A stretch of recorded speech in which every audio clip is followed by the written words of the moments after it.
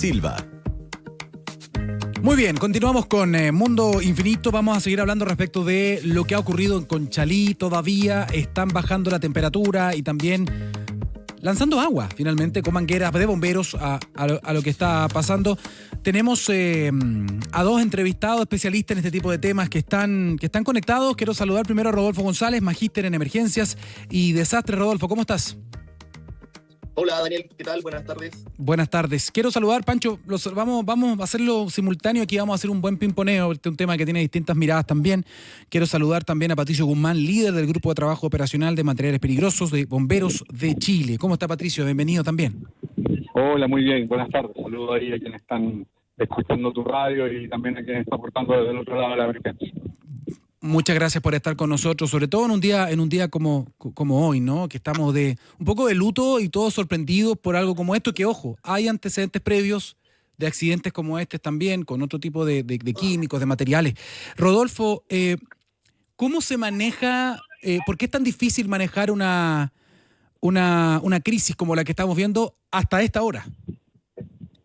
Bueno, Daniel, en realidad manejar esto significa un operativo logístico desde el punto de vista del volumen, ¿no es cierto?, del producto. Segundo, de la envergadura, del daño y del fuego que esto originó. Se tuvo que movilizar casi a todo el Cuerpo de Bomberos de Santiago, más al Cuerpo de Bomberos de Quilicura y otros cuerpos de bomberos vecinos. Principalmente acá el apoyo logístico está dado en la entrega de agua. Agua porque hay que hacer una contención del producto, hoy propiamente tal, del estanque específicamente, para evitar que se pueda generar un efecto que se denomina bleve. El bleve es una posibilidad de que el líquido que está inserto dentro del estanque, producto de que entre en ebullición, pueda generar una explosión más grande del cilindro del estanque donde está concentrado. Entonces, lo que hay que hacer de buena manera que se está haciendo es enfriar el estanque para evitar que este fenómeno se dé. Para poder entenderlo más simple, disculpa Daniel, acá termino, es como el efecto de la olla a presión. Cuando la olla a presión está trabajando en el domicilio, ¿no es cierto? Si yo esa válvula que alivia la presión la tapo, obviamente que la olla de presión puede estallar. Perfecto, es parte de la explicación. Nos estamos refiriendo este programa completamente a lo que está sucediendo todavía en Conchalí y de hecho, cómo se aborda una emergencia como esta. Ya escuchamos una primera respuesta de Rodolfo, pero Patricio, de hecho, entiendo, estuvo participando durante la mañana o ha estado trabajando, al menos directo o indirectamente. ¿Tú nos puedes explicar, Patricio, cómo fue lo de la mañana? Sí, bueno, vamos a aclarar algunos temas ahí para que la gente esté más tranquila. Dale. Para que se produzca un bleve, lo primero que hay que tener es un contenedor que esté cerrado con el contenido adentro. Uh-huh. Situación que de este contenedor no está pasando en este instante. Este contenedor sufrió una fractura en el manto producto del accidente automovilístico y ese manto permitió que escapara el gas que ya hemos visto en todas las redes sociales, en las imágenes de la prensa, que ese gas, esa nube blanca que escapó del licuado de petróleo, pues es CLP, escapó y ese gas que escapó buscó un punto donde encontró una fuente de ignición, un punto caliente que hizo que se encendiera violentamente y por eso la gente habla que hubo una explosión, pero aquí no hubo explosión, aquí no hay peligro de bleve porque para que haya bleve, vuelvo a insistir, el contenedor tiene que estar completamente cerrado, el gas en su interior tiene que ser un gas que se pueda llegar a inflamar y ese manto, que es el contenedor, tiene que estar en contacto con llama directa, con algún fuego. Lo que están haciendo ahora los bomberos aquí en el lugar es aumentar la temperatura, fíjate lo que estoy diciendo, aumentar la temperatura de lo que está congelado en el interior del estanque. ¿Por qué? Porque el estanque se transporta, para que ese gas se licúe, se transporta a baja temperatura. Muy baja, y esa temperatura cuando se escape el gas, ya sea por las válvulas, por este rasgo que tuvo el estanque, se congela parte de ese producto y queda acolchado como en la parte de abajo. Y hago siempre la homologación de lo que sucede cuando nosotros tenemos nuestras casas en invierno siguiendo el gas afuera y estamos ocupando el gas en la ducha y vemos como se escarcha por fuera del gas. Bueno, ahí lo que está sucediendo es que ese gas se está congelando producto de la diferencia de presión que hay en la válvula y abajo estamos manteniendo hielo, al medio mantenemos líquido, gas licuado y en la parte superior del manto hay gas. Y eso es lo que tenemos nosotros, por eso está encendida la llama. Si las imágenes muestran súper claramente que tenemos una llama encendida delante, que es una llama que se mantiene por seguridad encendida. Es que es justo por donde está escapando el gas que escapó producto del accidente. Ya. Entonces, ojo ahí con los términos, ojo con lo que estamos entregando a la gente para que no se vaya a preocupar de que aquí no existe riesgo de bleve, no hubo bleve, tampoco hubo explosión, pero sí hubo una inflamación súbita de los gases licuados de petróleo que escaparon rápidamente de este cilindro gigante, que es un cilindro que lleva a granel. Ahora, Patricio, gracias por esa explicación y el detalle. Yo voy contigo, Rodolfo, pero solamente que quiero poner sobre la mesa un dato. Claro, por un lado tenemos a Patricio, que es líder del grupo de trabajo operacional de materiales peligrosos, que trabaja en Bomberos, que está abordando esta emergencia en particular en ese lugar y claro, nos entrega detalles. Y en ese sentido, déjame también darle la mano a Rodolfo en qué tema, porque él no conoce evidentemente el detalle exacto de lo que está pasando ahora en ese camión en particular. La pregunta que yo le había hecho inicialmente es ¿por qué es tan difícil abordar una emergencia como esta como en genérico? Y aquí vamos aprendiendo diferentes conceptos. Claro, ustedes mencionan conceptos que son más bien específicos y que la población quizás no logra entender todavía, pero esta es una oportunidad también para entrar y conocer estas cosas. Dicho eso, Rodolfo, cuando hablamos de, o cuando las personas describían durante la mañana y en videos de redes sociales, que yo lamento esa dimensión de las redes sociales cuando hoy día lamentablemente se puede subir todo y son videos muy fuertes, muy duros, que nosotros los canales, las radios y los medios no tratamos de no mostrar, porque hay vida y hay dignidad humana y hay cuerpos, pero se describía un infierno, para que la gente entienda. Estamos hablando de temperaturas muy elevadas, muy cerca del fuego, ¿no? Sí, efectivamente. La verdad que el volumen de combustible que tenía el estanque, se mencionó que venía a máxima capacidad. Por lo tanto, lo que se tiene que haber generado ahí en términos de condición de temperaturas y de volúmenes de fuego son muy altas. Piensa de que en un incendio estructural, en una casa, estamos hablando que en promedio llegamos como máximo desde los 800 grados hacia arriba. Por lo tanto, acá perfectamente podríamos haber superado los 1200 grados Celsius, y yo creo que más. Perfecto, perfecto. Patricio, los trabajos, lo que yo estaba viendo en algunas imágenes, a ver si tú me puedes explicar, porque es interesante lo que nos estabas diciendo respecto de que están tratando de aumentar la temperatura. Yo también he visto hartas imágenes tomadas desde arriba, desde dron, donde veo que están lanzando agua. O sea, están mojando partes y eso parece que va a durar un buen rato más. Exactamente, pero no hay un tiempo estimado claro porque como no hay manómetros a la vista, no sabemos en qué condiciones está lo que está en el interior. Sabemos que hay una parte congelada, otra parte que está licuada y otra parte que está gasificando. No sabemos el tiempo exacto. Se podría presumir, se podría estimar algo en función de la marca que queda el hielo en algún instante cuando nos podamos hacer, pero no hay claridad absoluta. Y lo que estamos haciendo en este instante los bomberos es trabajar sobre el vehículo para que esto gasifique más rápido. Eso es lo que estamos haciendo. Patricio, yo sé que estás ahí en medio de este procedimiento, de este trabajo con distintos bomberos, por lo tanto tu tiempo es muy valioso ahora, así que te hago una última pregunta para que puedas seguir trabajando con tranquilidad. Pero ¿existe riesgo? Porque uno piensa, ya están los bomberos, esto ya pasó lo peor. ¿Existe riesgo, como todavía hay metano en el lugar, en distintos estados? ¿Hay riesgo de que pueda haber otra explosión, no sé cómo decirlo, explosión, incendio, fuego? Ya, bueno, lo que hay que aclarar, la mezcla en el interior de ese estanque es propano-butano, con algo de metano podría ser. Ya. No lo reconozco, pero propano-butano porque es licuado de petróleo. Y los riesgos existen, pero no están asociados a lo mismo que sucede en la mañana. Ya. Hay otros riesgos que están apareciendo ahora, obviamente, después viene toda la puesta en servicio de la autopista, entonces... Pero lo que sucede en la mañana es muy difícil que se vuelva a ocurrir, porque no hay la misma cantidad de gas en el interior del estanque, como lo dijo Roberto, ya no está la misma cantidad, que en cantidades mínimas. Perfecto. Bomberos de nuestro país nuevamente, donde las papas queman literalmente, ¿no? En ese lugar siempre sacando la cara a los voluntarios de Chile con amplia participación también y especialidad. Así que muchas gracias, Patricio Guzmán, líder del Grupo de Trabajo Operacional de Materiales Peligrosos de Bomberos, que está en el lugar, que está trabajando en la zona. Gracias por estos minutos con Radio Infinita. Gracias a ustedes, que tengan buena tarde. Cuídate mucho. Rodolfo, seguimos nosotros porque aquí ya pasamos de los detalles de lo que está ocurriendo en este verdadero desastre, ¿no?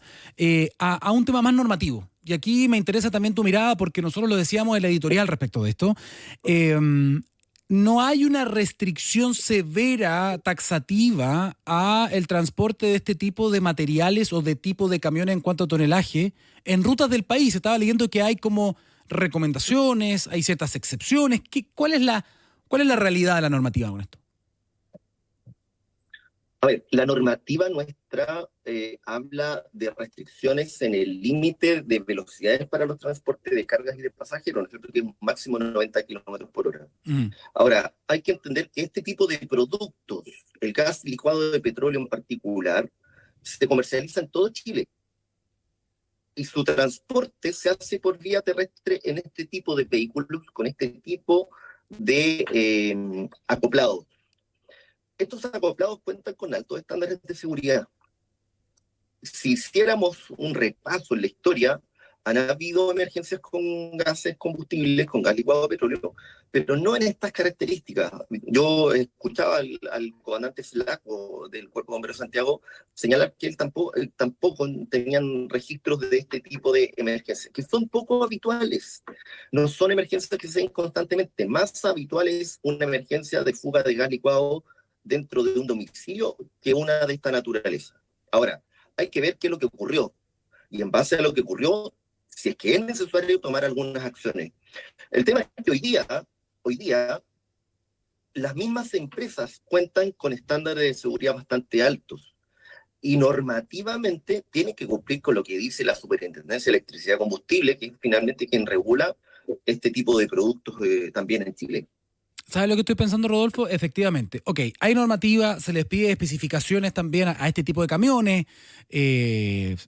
Me imagino que también el tipo de materiales que pueden llevar, el tipo de materiales que pueden usar, las velocidades, en fin, pero estoy pensando en una tecnología muy extendida, hoy día en el uso civil incluso, los GPS. El GPS y el control de flota.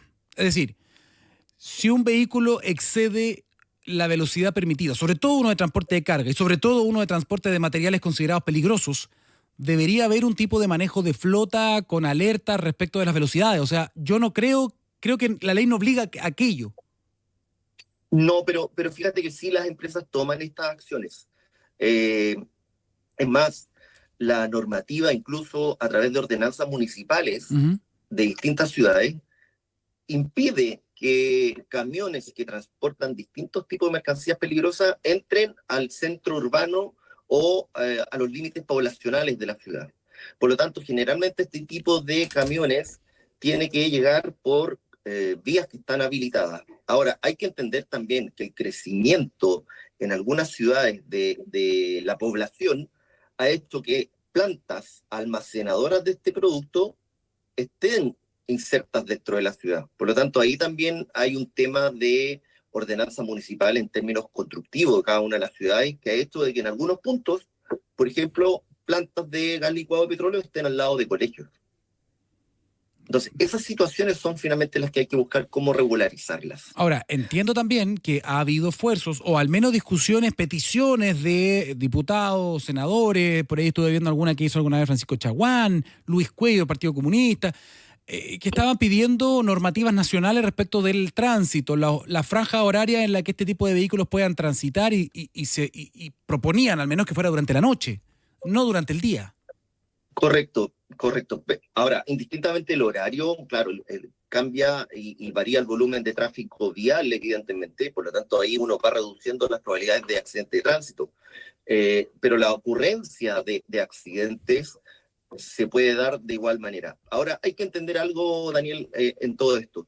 Una de las cosas importantes que hay que también considerar, no en este caso, porque hablamos de un sector industrial, que es industrializado, por lo tanto, donde se da la emergencia propiamente tal, no existía población. Pero pensemos de que esto hubiera ocurrido en otra circunstancia, en otro lugar, en otro sitio, donde la población hubiera estado activa más o presente en forma más activa. O en marzo.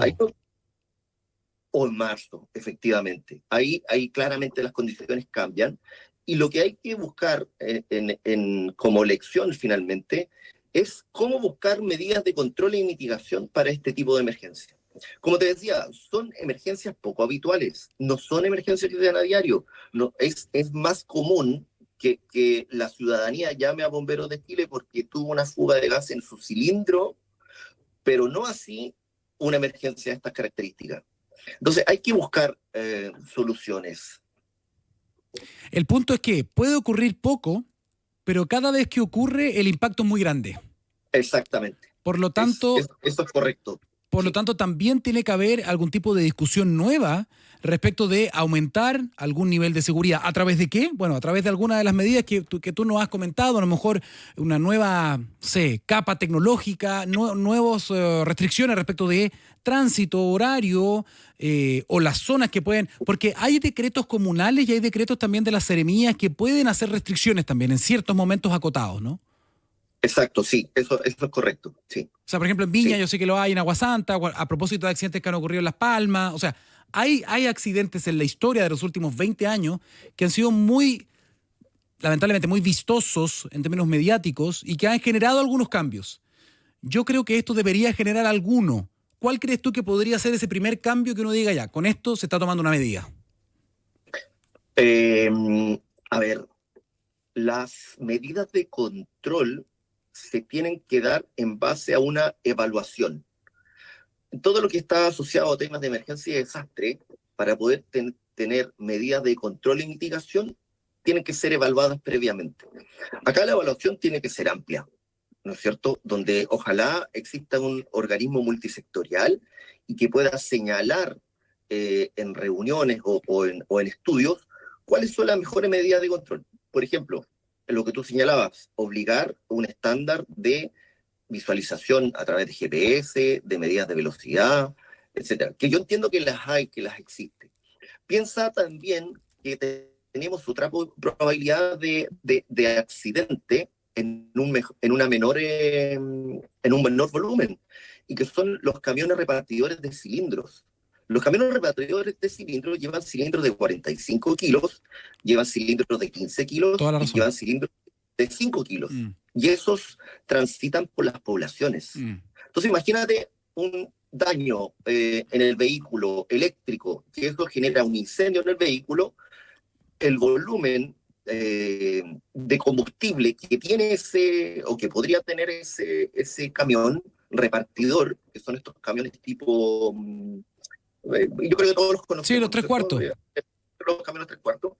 Imagínate si es que ese camión salió recientemente desde la planta a vender gas licuado de petróleo.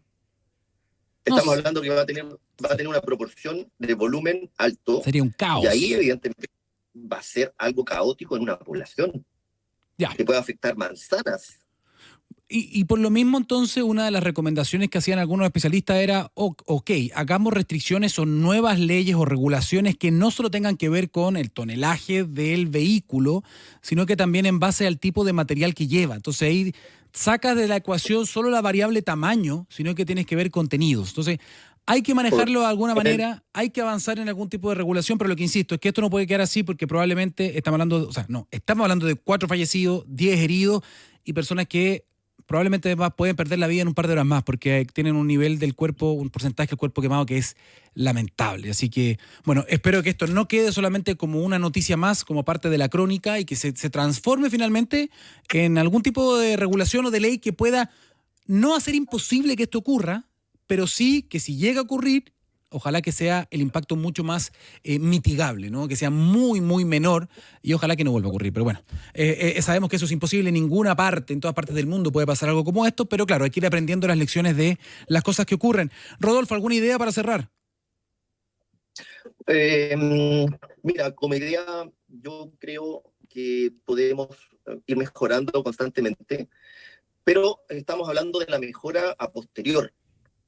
Tenemos que enfocarnos mucho en la prevención de los accidentes. Es ahí donde siento de que todavía falta, es donde más hay que invertir. Hoy día se invierte más en recuperar y menos en prevenir.